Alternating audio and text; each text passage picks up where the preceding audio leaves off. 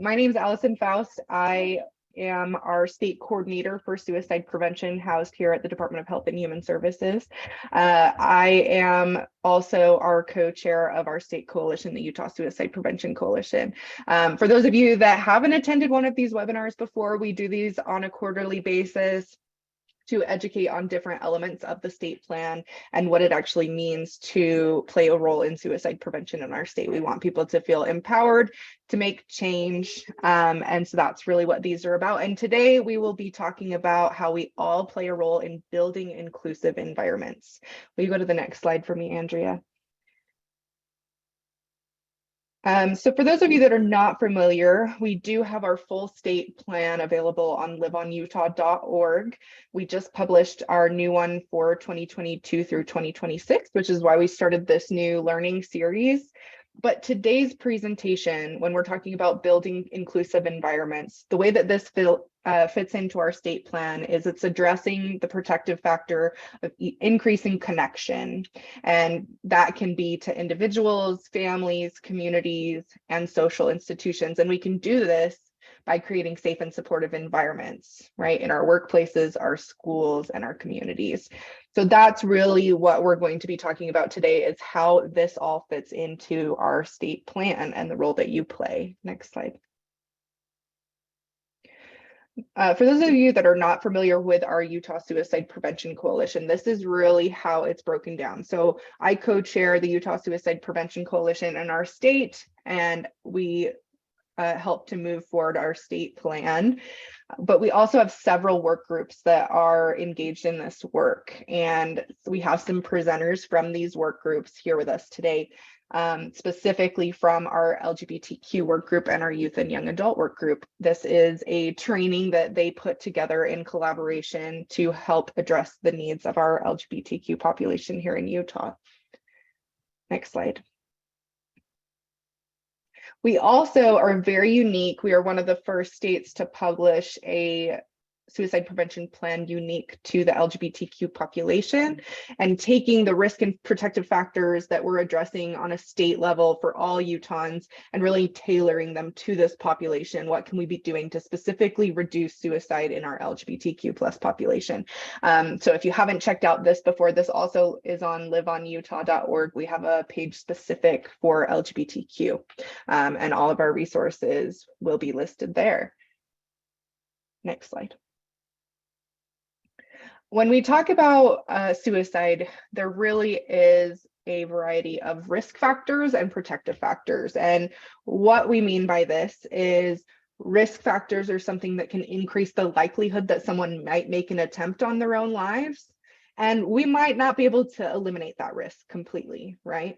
But we can help build protective factors that can buffer against that risk. That really is our role, right? We might not be able to eliminate all the risk that has contributed in this person's life, but we can provide things like companionship, compassion, and acceptance for our LGBTQ community.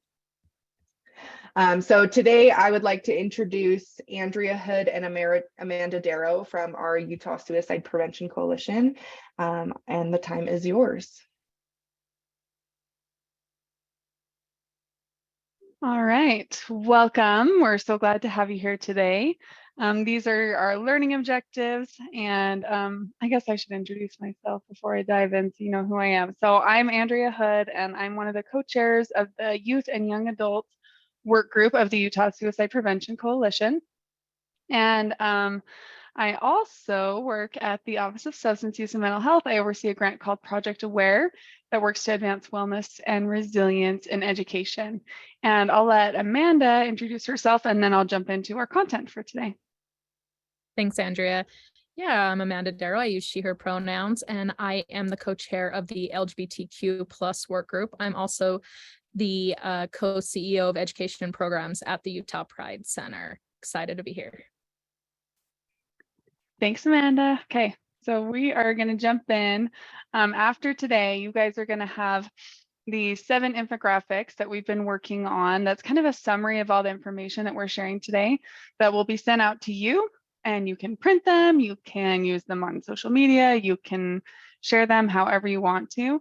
And there's also going to be an opportunity to apply for a LGBTQ plus inclusive spaces training series. So we're in January, on January 30th, where we plan to have a training that will allow you to become a trainer in all of these presentations that we're working on for diverse audiences that can improve safe and supportive environments for LGBTQ plus folks. So we're going to have different versions directed towards parents, schools, directly to youth, community organizations serving youth, workplaces, and faith communities. And so all of these different groups are important parts of our community that can help create these safe and supportive environments for LGBTQ people. And so we want, if you have an interest, for you to sign up at the end of our webinar today. And we hope you can participate in that training of trainers to get this information out there to a wider audience. Okay. So no matter what role we play, whether we're educators, parents, coaches, clergy, therapists, we all want the best outcomes for the youth we care about. And we hope that the children and teens that we're working with or parenting or supporting are going to grow up to be happy and resilient to challenges and contribute to making the world a better place. And this training was created as part, as I mentioned, of this LGBTQ Inclusive Spaces training series by me and Amanda's two work groups, the LGBTQ plus work group and the Youth and Young Adults Suicide Prevention work group, to help adults support the best outcomes for our LGBTQ plus youth and young adults. So it's based on a growing body of research about what works and what helps to help LGBTQ plus individuals have the happiest and healthiest lives possible. So we're going to share a few different data sources, but the need for this training series has been demonstrated through research from many, many organizations over many years. And we're just going to give you a brief little snapshot. So we will share some data that shows the challenges that LGBTQ plus youth face and the increased risk factors that many of them face. And just want to clarify from the get-go that there's nothing about being LGBTQ plus that increases risk for suicide or mental health challenges. It's really these experiences of discrimination and rejection that they too often experience. And so hopefully this data will illuminate that and help us see some opportunities where we can better protect and support these youth and adults. So the National School Climate Survey in 2021 shows us some of the discrimination and harassment LGBTQ youth are experiencing in schools and how it impacts their well-being and even their future past high school. So first, I'd like to point out this top bullet point where 68% of LGBTQ plus students report that they felt unsafe at school because of their sexual orientation, gender identity, or gender expression characteristics. And when we look at why, we can see in these data points below some of the reasons why they're feeling unsafe at school. So they are reporting about 58% of students reported hearing homophobic remarks from school staff, and 72% reported hearing negative remarks about gender expression from school staff. So we would hope that school staff are protecting our youth and buffering them, but LGBTQ plus students are reporting they're actually hearing these remarks from school staff. And at school, 76% of LGBTQ plus students report that they are verbally harassed, 31% physically harassed, 12.5% physically assaulted, and 54% sexually harassed at school. And almost 70% experience discriminatory policies or practices at school. And there could be several different types of discriminatory policies they're reporting and experiencing. But the most common one, or the most common type, I guess, is limiting their ability to make gender-forming choices, like using their chosen name or pronouns or using the bathroom or locker room that aligns with their gender. So no wonder our LGBTQ plus students are reporting that they feel unsafe at school when it looks like we're too often failing to adequately protect them from these painful experiences. So this discrimination and harassment has widespread results and impacts on their well-being, on their futures. So lower levels of belonging to their school community is one impact that these students report. Lower GPA, higher levels of depression, lower school attendance, lower self-esteem, and decreased planning to pursue post-secondary education. So these are really sobering statistics, but it's important to be aware of them so that we can take action. And we are going to give you actionable steps today. So some other data we'd like to quickly share is from our own Utah Student Health Risk and Prevention Survey data. So risk and protective survey data. So we have data that shows that LGBTQ plus students are at increased risk of depression, which is that chart on the left, and increased risk of suicide ideation, which is the chart on the right, compared to their heterosexual or cisgender peers. And cisgender, when I say that, I just mean that their gender identity aligns with their sex assigned at birth.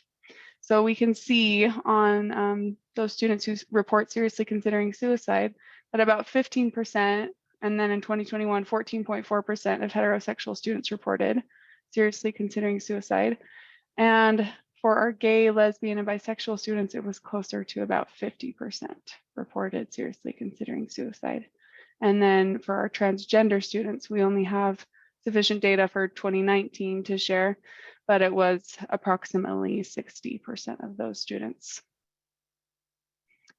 So there is, some good and bad news and a direction for us to go in improving these outcomes. So we have excellent research that's done by the Family Acceptance Project that shows some hope and a direction for action. So they found in their research that LGBTQ plus youth from families who practice these highly accepting behaviors were more likely to have good health and mental health outcomes as adults. So these LGBTQ plus youth and young adults were 8 times less likely to have attempted suicide compared to young adults from families who practice what they called highly rejecting behaviors. They were also 6 times less likely to report high levels of depression and 3 times less likely to use illegal drugs or be at high risk for sexually transmitted diseases. And so we know from this excellent research that accepting behaviors really do help LGBTQ plus youth to grow up to live happy and healthy lives. And in addition to that incredibly important protective factor of family acceptance, there are some other protective factors that we find from survey data with LGBTQ plus youth. So a large survey asked LGBTQ youth, how do you find joy and strength? And you can see several examples of their answers here. So feeling seen, working out, art, music, therapy, spirituality, having a pet, finding your community, and self-identity, and finding others who identify in similar ways are some examples.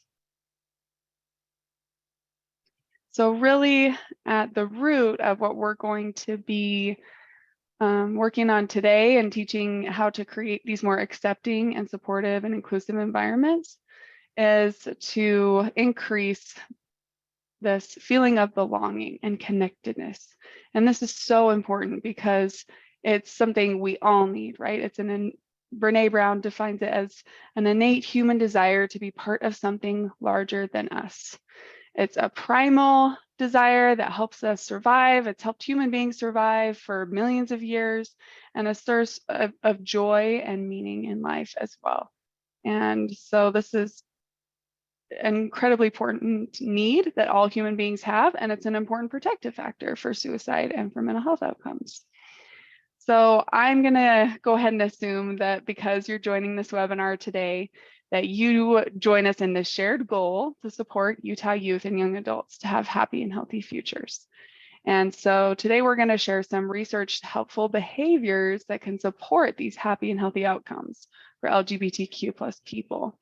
And the more of these behaviors and strategies you're able to adopt, either personally or at an organizational level or both, the more likely we are to have a positive impact on youth and young adults.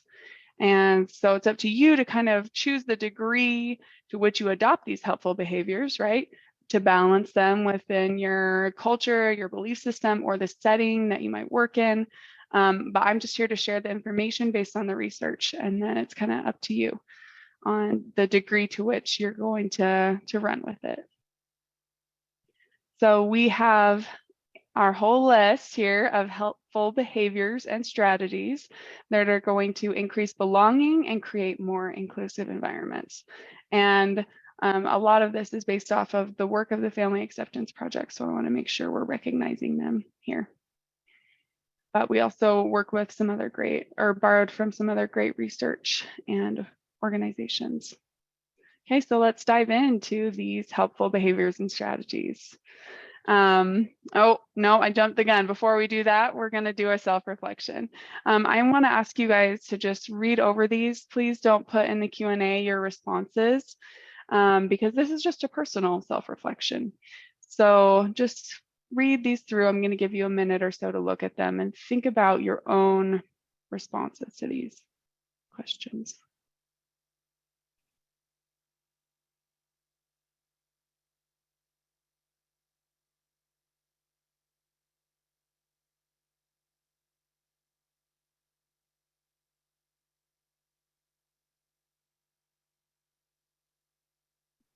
Okay, the reason that we take time to do that here is because if you do have some internalized LGBTQ plus stereotypes or assumptions, it's just important to be aware of them, especially in relation to like how they might be perceived or experienced by an LGBTQ plus person.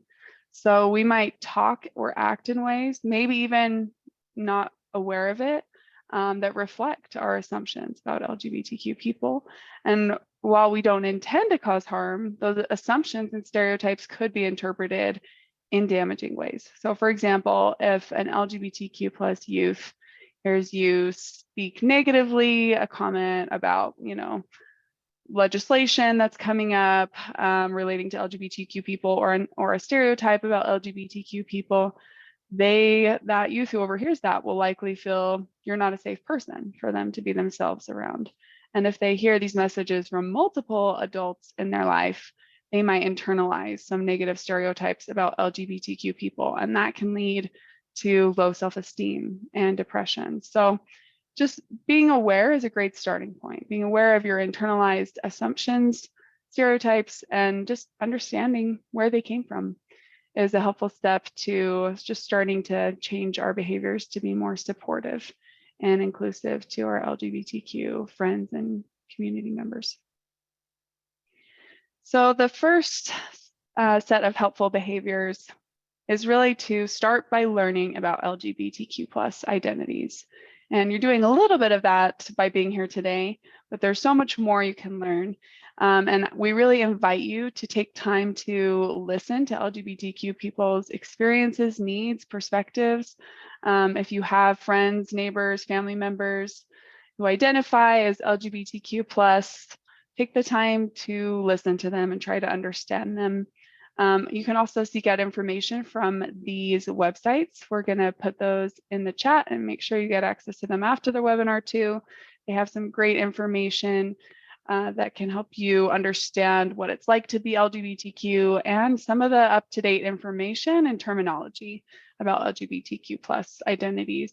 And really using this up-to-date language and terminology is going to help reduce stigma and just show respect and dignity to individuals. So it's an important place to start. And one piece of understanding LGBTQ identities is here on this next slide. So this is a question we get a lot from adults, and we're talking about youth here, so we thought this was relevant to bring up. Sometimes parents or other adults wonder if this is just a phase, or how could a youth really know this about themselves at a young age? And so it's important to address that here. Unfortunately, an adult questioning a youth about this when they come out can be perceived as the adult dismissing them, not understanding them, or even rejecting what they're trying to tell them. And so the most helpful thing an adult can do is believe the youth when they share their identity. We also know from a lot of research, extensive research at this point, the efforts to change an LGBTQ plus person's identity to become straight or cisgender generally leads to decreased self-esteem, increased depression, and even increased suicidality. So conversion therapies is another name for that. Therapies intended to change an LGBTQ person's identity are actually illegal in many states because of their potential to cause harm, and are illegal in Utah currently and are not condoned by health and mental health associations. So one example, there's many, but is the American Academy of Child and Adolescent Psychiatry that states that these types of therapies, conversion therapies, have no proven clinical utility and are proven to cause harm. So they should not be part of behavioral health treatment. So that's their recommendation. So rather than trying to question or change youth identity, showing acceptance and support is going to be protective and really help a youth to have a happier and healthier future. And this second group of protective factors is to build connections with LGBTQ plus folks. So we want to acknowledge that sexual orientation and gender identity are important. It's an important part of our identities, but they are also just two facets of complex, multifaceted people. And so we can build these connections by getting to know the person's interests and talents and hobbies and dreams and what makes them tick, right? And the next part of building these connections is the importance of having these healthy and supportive parent-child relationships. This is critical, but I want to acknowledge when we talk about it that nobody does this perfect. We all make mistakes in our parenting. I'm a parent, I make mistakes on a daily basis, but we do have the power to decide what we're going to do today. What am I going to do today with the information and knowledge that I have? You know, do I need to make some changes? And your role as a parent is so important. Part of that is based on attachment research in psychology, which tells us that parent-child relationships essentially form an internal model for the rest of our lives that we carry with us to different relationships in different settings. And this internal model based on our attachment with our primary caregiver when we're infants and young children, it tells us whether the world is a safe or unsafe place, whether or not we're worthy of love and belonging, whether or not it's safe to be ourselves. And so how we treat our LGBTQ children really impacts that model of their self-worth and whether the world is a safe place for them. And so for better or worse, they can carry these beliefs into the future. And so I want to share this quote from PFLAG. They say that when a child or a loved one comes out, that is when they've shared with you that they're lesbian, gay, bisexual, transgender, or queer, you might not be prepared for the next steps. People have different and sometimes complex responses and feelings to a loved one coming out. This is normal given that you are receiving news that the path you and your loved one are now on is different and unknown from one you expected or for which you had prepared. And I like this quote because it normalizes you might have a mix of feelings. You might feel surprise, worry for how others might treat them. You could feel fear or sadness or grief for the ways that your vision of their future is changing. You could also feel love and compassion and pride all at the same time. And whatever you're feeling, just remember that they're feeling vulnerable and your reaction is really important to them. So here's some ideas for helpful behaviors to show your love and support. So you can express your love for your child, show affection, physical touch, a hug, or holding their hand. Tell them you'll be there for them, that your support will always be there, that you're going to have their back and walk this journey with them, right? Listen to their experience. What is it like for you? And tell me about it. And ask, what can I do to support you? And let them know, that you still see them as the same person. You see the good in them. They're still your child. Those are some ideas for how to help maintain those healthy parent-child relationships. And you can do these even if your personal beliefs are in conflict with their experience. You can still try to listen and show your love and support.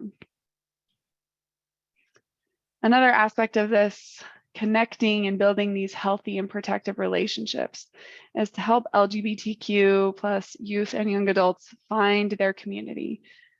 Supporting them and connecting to their peers is great. It helps them feel understood, feel like they belong and they can be themselves. And also helping connect them to mentors and allies can help support an optimistic outlook for the future. And not only that, you can participate in LGBTQ plus groups or events with them, right? That's a powerful way to show your allyship. So whether that's starting a GSA at your school or going to one with a friend or going to a Pride Community Center or event or any other LGBTQ advocacy group or event, it's really a great way to show that you're in this with them, you support them. And with that, I'm gonna pass it over to my friend Amanda. Thanks, Andrea. So we're going to jump into this outside of that realm of parents and move into educators a little bit more. And we hope that educators really know and understand their legal and ethical responsibilities. There is an educator standards rule. It's R277-515. Really important that we do this verbatim. An educator shall take prompt and appropriate action to prevent harassment or discriminatory conduct towards students or school employees that may result in a hostile, intimidating, abusive, offensive, or oppressive learning environment. Educators shall also demonstrate respect for diverse perspectives, ideas, and opinions, and encourage contributions from a broad spectrum of school and community sources. So whenever teachers or any educator sees hostile behavior or any kind of oppressive behavior, it's really important that we intervene every single time. We want to intervene in that moment. We want to make sure that all the other students or individuals around see that that hostile behavior is not acceptable. We want to demonstrate that there's respect, and always using the demonstration for respect for diverse identities and communities. No matter what identity that is, we want to show respect.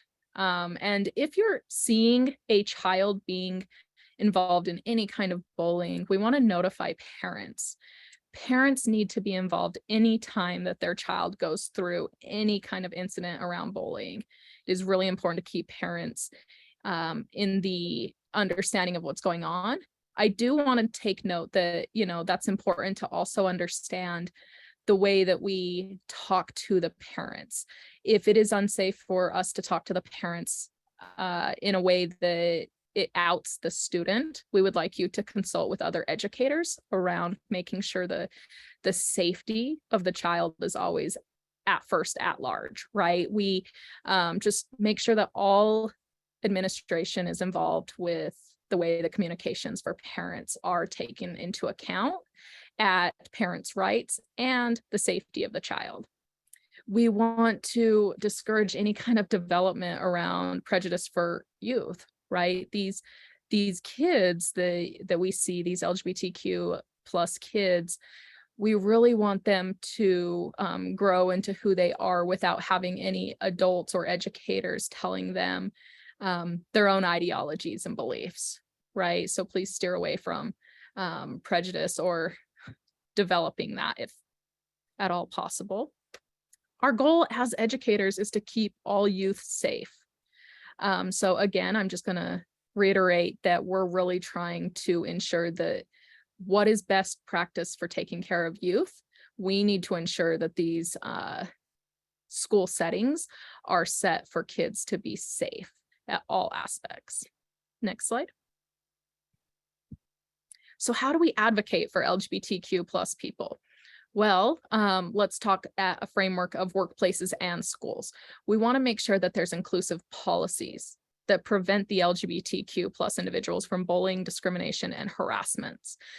A lot of individual companies do have these already placed policies for inclusive environments. If you don't, and you're looking for spaces to find inclusive policies, there's resources out there. We're going to give you some community partners that work around inclusive policies here at the end, the Utah Pride Center being one of them. And we want you to report instances of bullying, discrimination, and harassment to the right authorities. So as a prior educator, it was always my best practice to ensure that I started at the district level. I think that, our schools deserve to be able to take care of any bullying, discrimination, or harassment together at that district level. And so we always want you to go to the district or the charter school level first with your administration. Then if needed, then you elevate it to law enforcement or the Utah State Board of Education. And then if needed, we also do make complaints to the Office for Civil Rights. So kind of following best practice is to always make sure that you first involve your district or your charter school.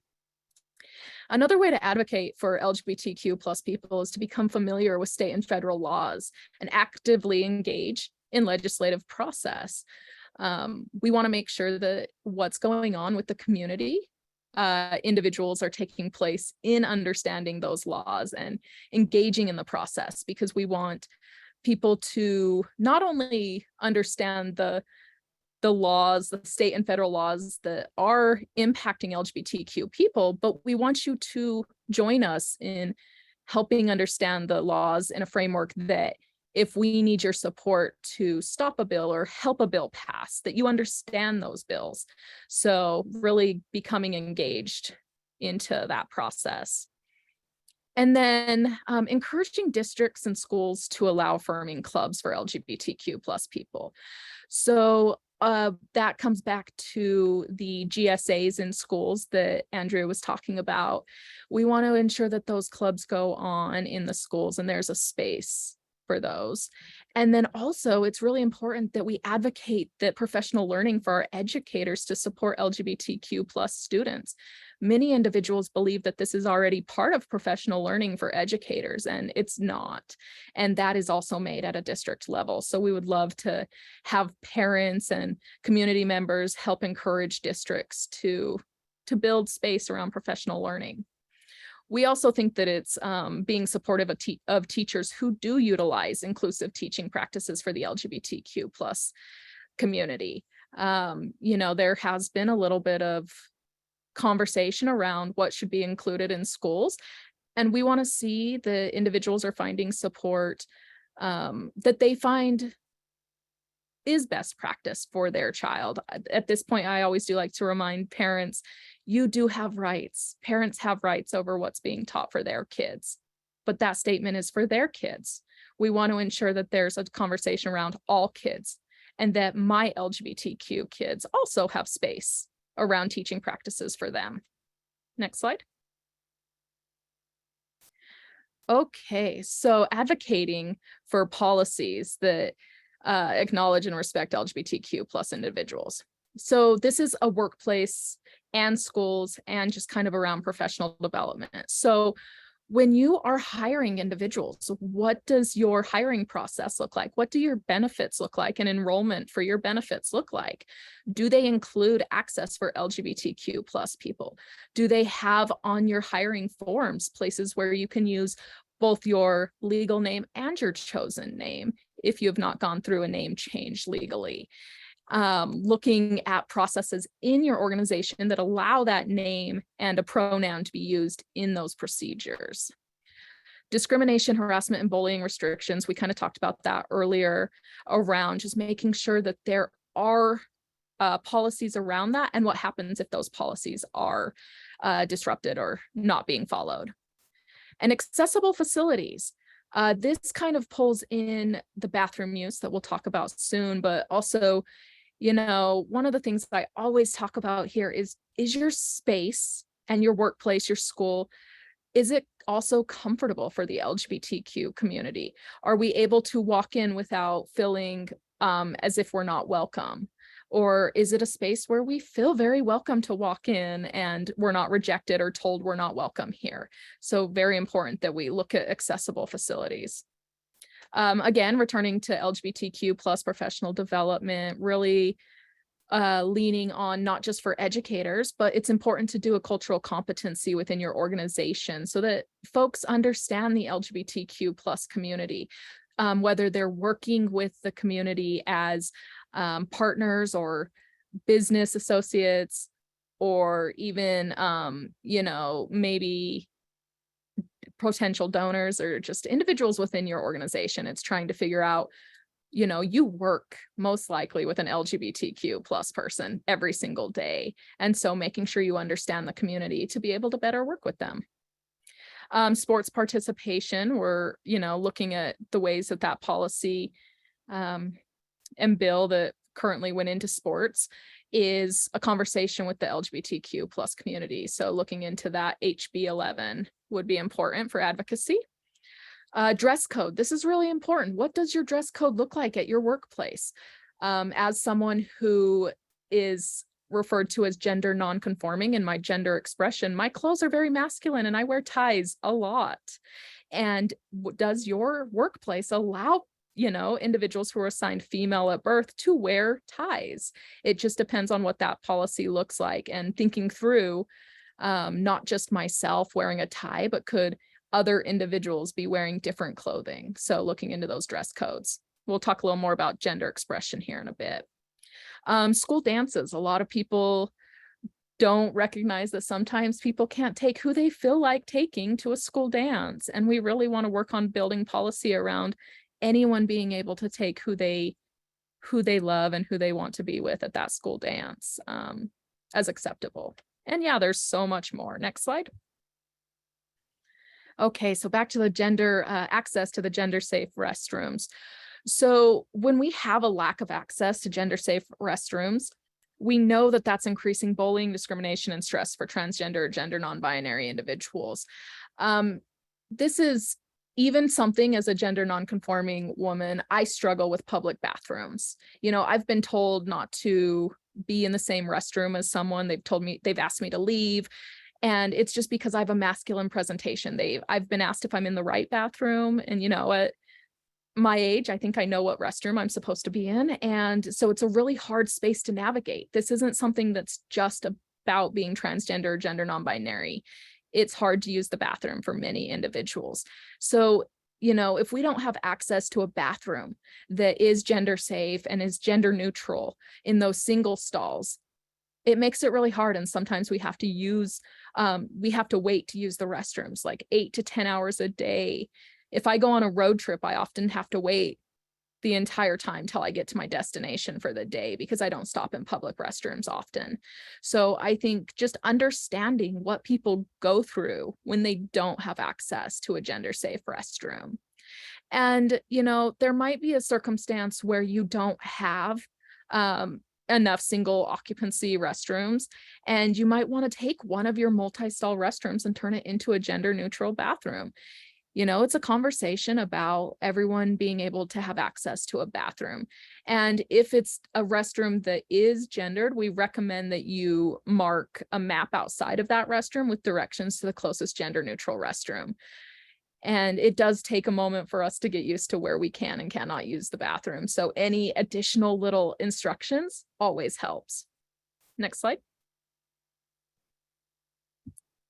Hey, this is me. Thanks, Amanda. All right, so we're going to talk now about another helpful behavior, speaking out against stereotypes. So hopefully you're kind of getting an understanding of why it's important to speak out against LGBTQ plus stereotypes, and hopefully you want to, but it can be difficult if you don't know what to say, or maybe if you're conflict avoidant, like I have been at certain times in my life. I can relate to that. So I wanted to share some techniques for speaking up against stereotypes. And we actually found this from the Office of Diversity, Equity, Inclusion from Washington University School of Medicine. And they recommend some of these techniques, and they call it calling people in rather than calling them out, because you can speak up and still preserve your relationship with the person that you're, calling in. So some examples are broadening it to universal human behavior. Maybe you would say, I don't actually think that's a gay thing. I think that's just true for most people. Or you could say, I think you meant well by that comment, but here's how that made me feel. Or I know you were just trying to be funny, but here's how that could be perceived by someone who's LGBTQ. You could make it individual. Are you speaking about all people who use Facebook, all people who, go to Walmart, all LGBTQ plus people, or are you speaking about someone in particular? you can just ask, what do you mean by that? Right? If it makes you feel uncomfortable, what someone just said, what did you mean by that? And you can interrupt and redirect, which is sometimes the most helpful way to just move on from a potentially uncomfortable subject. Let's not go down that path. Let's just get back to what we were talking about or the task at hand. And so hopefully we can say something in the moment and feel empowered to not just let it slide or ignore things that make us uncomfortable or that reflect stereotypes, but to call people in to more inclusive and supportive language. All right, so another way to create these safe and inclusive environments is to display what we call safety signals.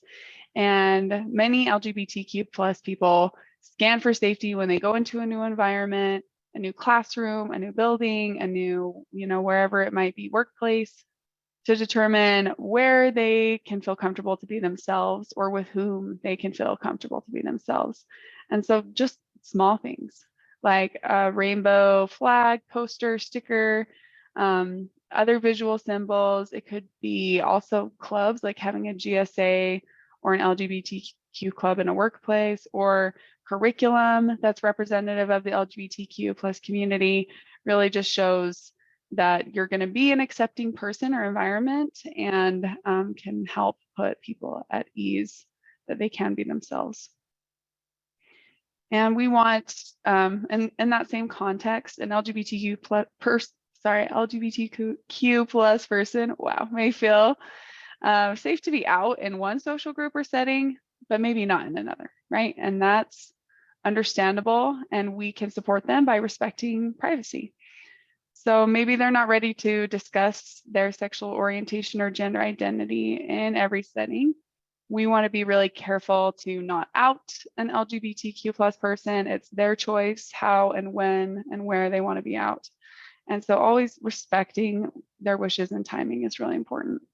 And part of that respecting privacy is just to avoid asking any questions that might be inappropriately personal. And we mention that because we do want to be learning about LGBTQ plus identities. We do want to be building real and genuine relationships, but we also want to respect people and their privacy. And so just if you have a question, consider your relationship and the setting and maybe how you would feel if you were asked the same question.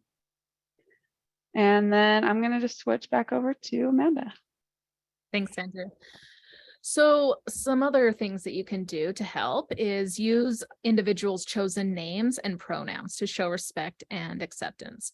So we know that using chosen names at home, at school, at work, and with friends reduce depressive symptoms and suicide ideation and suicidal behavior. And that chosen name resulted in a 29% use of that chosen name resulted in a 29% decrease in suicidal ideation and a 56% decrease in suicidal behavior. Chosen names and pronouns is suicide prevention. So how do we do that? And the ways that we, this is not an exhaustive list. These are just a couple pronouns for you to understand what we're talking about. So many of us have heard she and he pronouns used before, and some of us are becoming more familiar with they, them being used in a singular context as a pronoun. These pronouns, whatever someone tells you their pronouns are, it's best to just try to use them to the best of your ability. Mistakes are going to happen. It's understandable.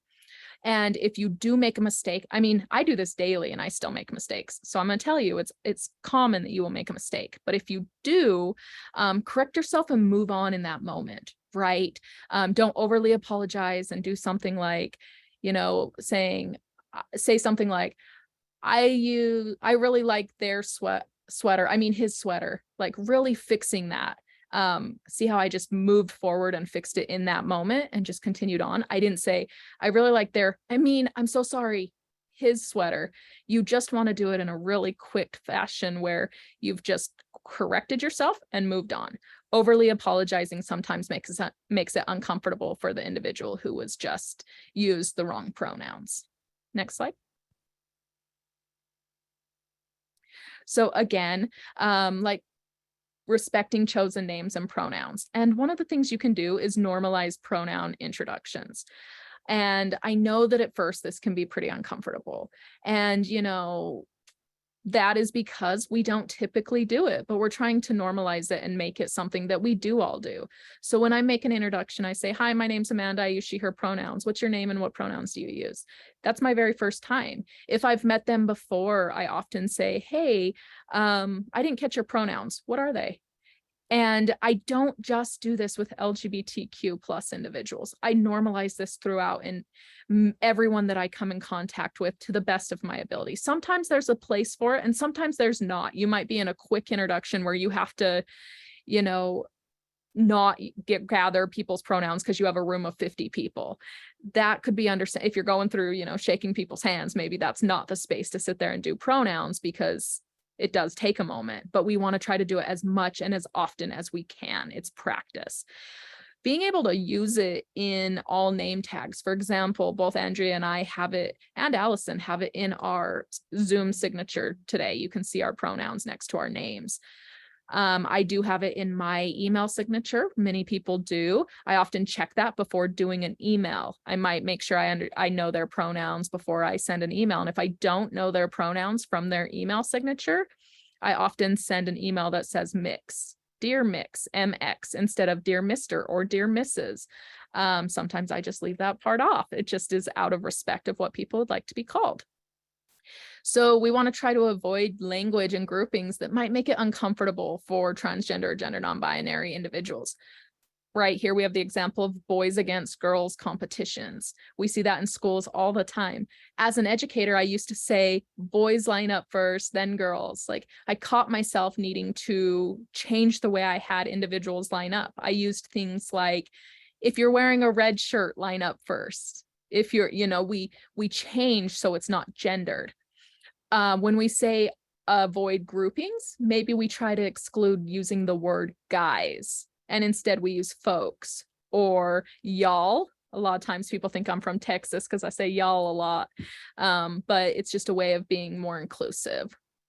Next slide. So how do we support gender expression? This is something we talked about with LGBTQ folks earlier in the conversation. So we have our gender, and that's describing our internal understanding or experience of our own gender identity, right? That's who we know ourselves to be.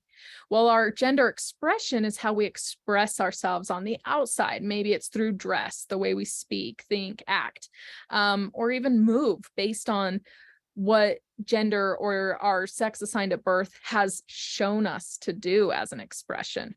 Right. And we often are taught, you know, this is what girls do or this is what boys do. And we try to take away those expectations because there really shouldn't be an expectation based on how we were assigned at birth on how we dress. Right.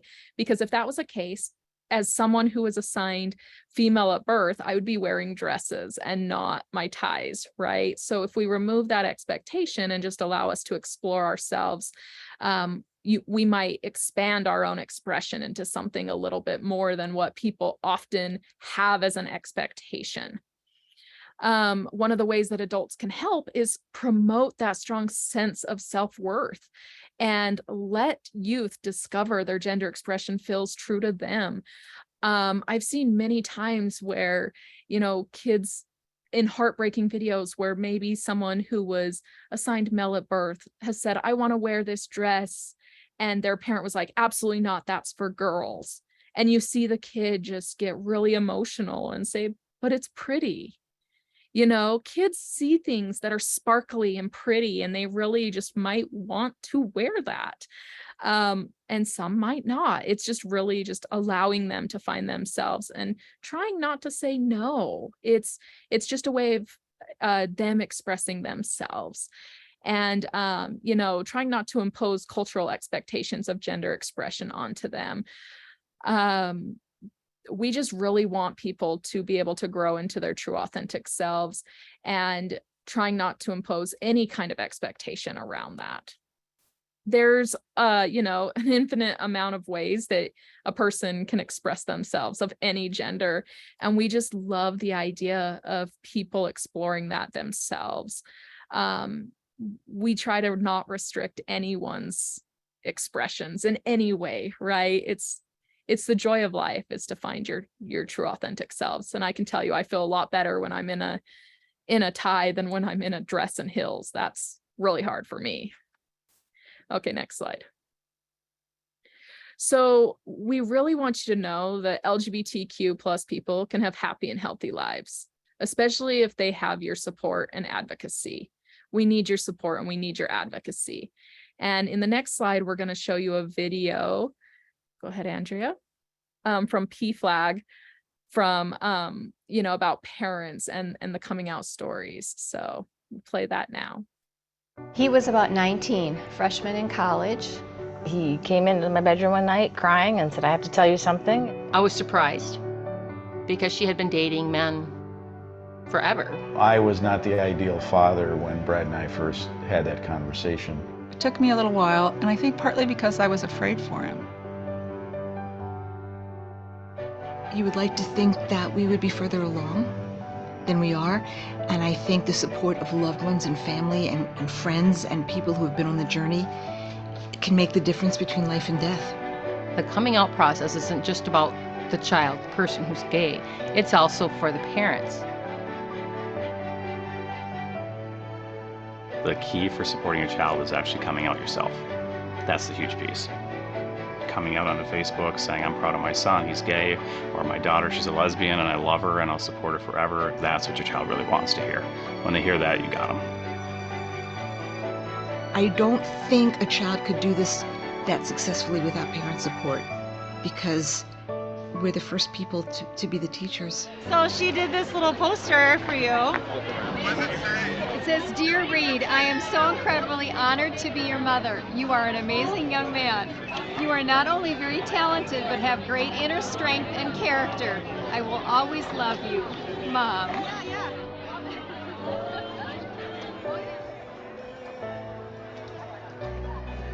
Bradley, we are so proud of who you are today and all you will be tomorrow. And you are our superstar. Love, Mom, and Pops. We love you madly, Bradley. That's the saying. What's your name? Bradley. Me, that's me.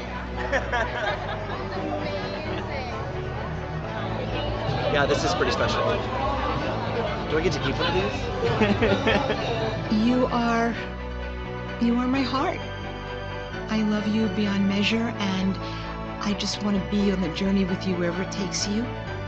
And I'm super proud of your courage. Love you.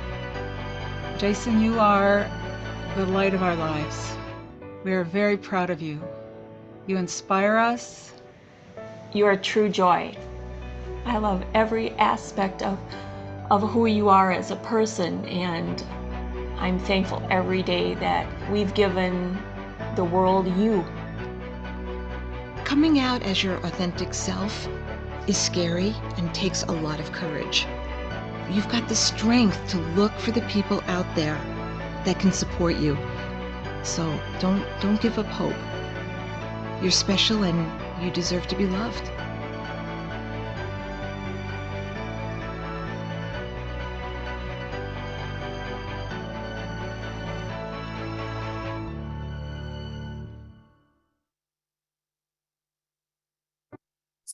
So as shown in that, oh, there we go. So as shown in that video, it is hard to come out. And when we find people who make that coming out process, something to be celebrated, it makes it easier. And we're not necessarily looking for everyone to accept and, throw us a big party and whatnot. We just really want, when we come out to you, it's because we trust you. We trust that this information is a safe space. And sometimes we look for your reaction to help us feel supported in all areas of our lives. And sometimes we need you to help us come out to other people. And it really is just about trying to ensure that we have some support system, because it is really hard. So looking for the right way to respond is really important. That's what we've been talking about today, is just finding that way to respond to us in at least a positive, safe message is what we're hoping for. So earlier we were asked about resources, so I'm just going to quickly go over some of these resources so you know who to get a hold of during a certain circumstance. The Trevor Project is, you know, you can text or call this helpline to look for help around mental health for LGBTQ individuals. And same with the Trans Lifeline. These are supportive measures to help people who want to get connected with individuals to talk to about what's going on with them. We've got the Utah Pride Center here. We have programs here at the Pride Center that are both online and in person. Everything we do out of the center is hybrid. We have mental health, we have youth and young adults, we have seniors, we have adult programming based off identities, and we also have peer support, and mental health therapy. So there's a lot going on here at the Pride Center to get support. The Utah Pride Coalition with that LGBTQ plus work group, you can find lots of that information at the Live On website. Encircle is another community center that you can use. There's houses in Provo, Salt Lake, Logan, and St. George that are offering support for the community and youth. And then we have the LGBTQ Affirmative Therapists Guild of Utah, where you can go on and find affirmative therapists for LGBTQ plus individuals. And then another resource that you'll get is Understanding LGBTQ plus in our children, how to respond in a healthy way, something we just talked about. When it comes to the conversation that you asked is how to help displaced youth or homeless youth or youth in custody, XYZ, many youth actually stop at the Utah Pride Center after, say, being rejected from a home, and we help connect them with the Youth Resource Center at the VOA. So there's anywhere the youth come to, we can get them to the next person for support using these resources. So if you know someone that needs help, you know, our doors are open. Please, you can have my contact email and get a hold of us here at the Utah Pride Center to ensure that those youth are taken care of. And then with that, I'm going to pass the time. Well, before, really quick, the bookmarks that you will be receiving, the next couple slides, if you'll just pass through them, Andrea, before we get to Allison. These are just little bookmarks that you can print yourself for all of the different groups, whether it's the faith-based group, the supporting workplaces, and youth and supporting students in schools. So take a look at those. They are just guidance in different areas that can support the LGBTQ plus community, and you'll be given those resources after this presentation. And pass it to Allison.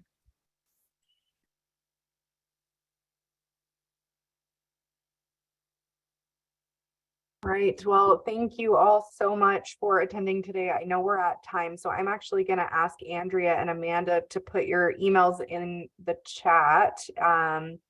If people would like to contact for more information, that would probably be the best way to do it. We don't want to keep you too much longer, but just a reminder that this webinar was recorded. We will be sending a recording out, as well as all of these resources that Amanda and Andrea mentioned. And if you want more information, there is an instructor training coming up in January, and we hope to see some of you register. So thank you all for being here and for being advocates for suicide prevention and for our LGBTQ community.